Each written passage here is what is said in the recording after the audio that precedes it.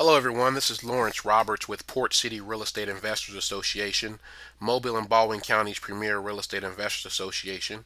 And this is a special exclusive video that I'm doing for the people that came to our wholesaling meal and deal event that was at American Cafe.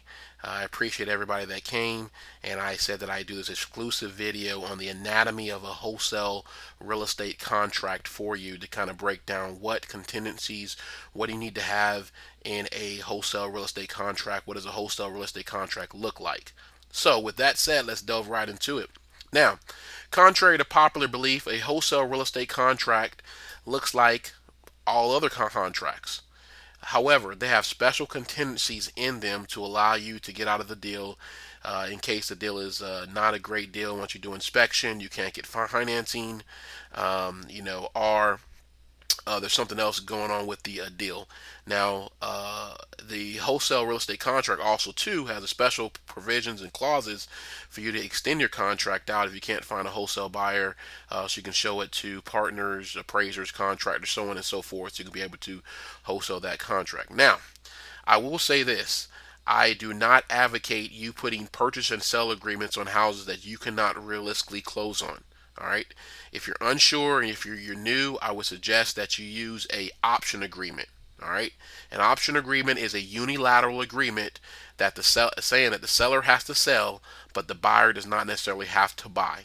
And you would have to make this known to the seller. Look, I don't know if I can do anything with this contract or not, with this house or not, but I'll try. Give me 30 or 60 days. That's kind of how I word it. All right. Um, so if you're unsure if you can move something, you need to put it under an option agreement.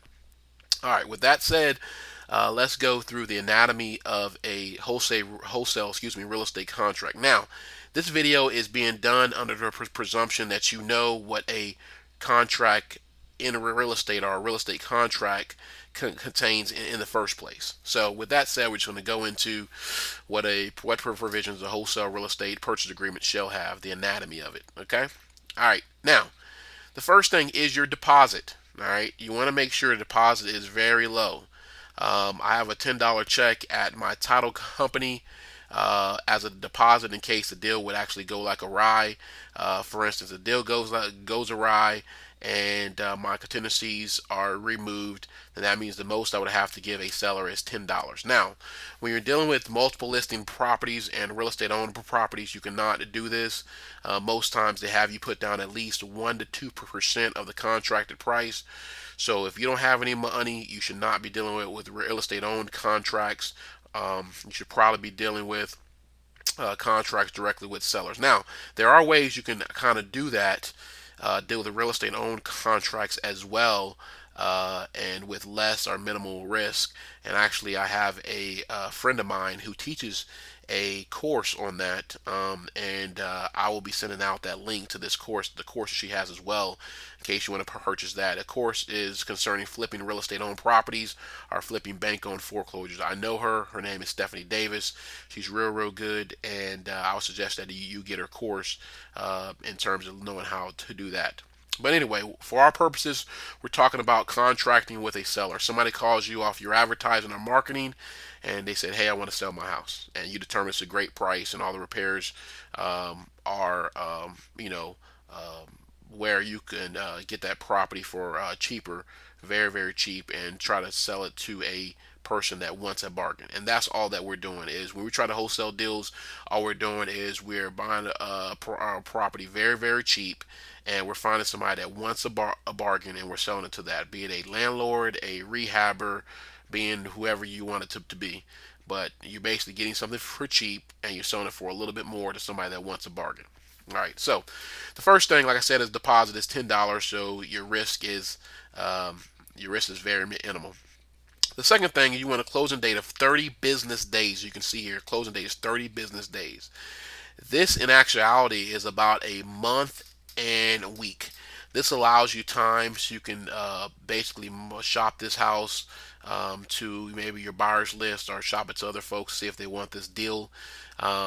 There's also an extension clause, which we'll talk about at the end of the contract under Exhibit A, which gives you a little bit more time for a certain amount of money to extend out the contract, like a per diem. All right, the third thing you want is an inspection contingency, and it basically says this contract is contingent upon buyer's inspection and approval of property prior to transfer of title. This is important because sometimes when you put properties under contract and you go to close on them and you notice the hour before closing that the AC is missing, there's a hole in the wall, you should not be responsible for those repairs because those repairs probably had to be made. Between the time that you put the contract on the house and you're closing. Now, repairs that are visible prior to, you assume that you have to make those. But if there's any repairs after the contract, then they should be dealt with by the seller. And typically, how you handle this is I just find out what it costs to get those things repaired, and I drop an addendum and I deduct it from the sales price. I don't allow the seller to get those things fixed. And that's another way you can make money because typically your price for getting things done is not going to be a retail price, but the price that you want quoted on getting those things done are retail prices. So you're able to get the property a little bit cheaper by using those means. All right. You want a discount buyer and appraisal disclosure. Basically, this is your financing contingency. This is your your statement stating that that the seller knows that you are buying a house at a discount. It's very important. I'll read it for you. It basically says this is a discount buyer and only purchases houses at a discount price, which does not represent a retail sale amount. The subject property must be able to appraise by a reputable appraiser, so buyer may obtain rehab financing if the property warrants it. So that means if you can't obtain financing for this deal, then you have a contingency that gets you out of this contract and you don't lose your $10. It also states that the property is being bought at a discount, very, very important, and also states that the property must appraise. These are very important disclosures for today's marketplace. All right, now getting down to the nitty gritty here. The third, I guess this is about the fifth disclosure, that you want or statement contingency in your contract is the buyer shall be permitted access to the premises for, not limited to, inspection and showing appraisers, contractors, and inspectors. And basically, what this means is that you're able to have access to the property to show your other partners that want to partner with you on the deal, people that you want to wholesale the deal to. If you don't have access to the property, you can't show people the property. One of the biggest things that I do though is I take pictures of the house. Also, I do a YouTube video of the house. So basically, I can send it off to my buyers list, and the buyers don't have to get off their butt to see the dynamics of the house to see if they want the house or not. Most times when you're showing houses, if you do it this way, the only people that you're showing it to is your pre-qualified buyers that are very serious about buying a wholesale deal from you. And the last statement or disclosure clause you should have is basically says the buyer has exclusive right to extend said contract if for some reason they cannot close by the aforementioned closing date, to be extended out no more than 30 business days. Buyer and seller will split all closing costs. This is a disclosure basically stating that if you cannot close by the specified closing date, that y'all state that you have another 30 days to extend the contract out. This could be for any reason, such as the title was bad, you can't obtain the financing, you can't find a buyer, you can't find a contractor to basically state to you what the repairs would be to find out if it's a good deal or not. This is an out clause that you actually need. Now, I will say this, is that if you don't have a motivated seller, they're probably not going to agree to all the terms of this contract. Now, that does not mean you don't have a deal. You just got to know who you're dealing with. I suggest if you're new to deal with only motivated sellers that want to get out of their situation for you to make maximum profit. Now, if the sellers do not agree with the clause that you have here, all you need to do is cross it out and write in the special provisions section exactly what you want to happen or what you want to do or the substitute for this clause. So anyway, that's about a 9-minute video on the anatomy of a wholesale real estate contract. I hope you enjoyed it, and visit our website. Our website is portcityrea.com if you haven't done so already.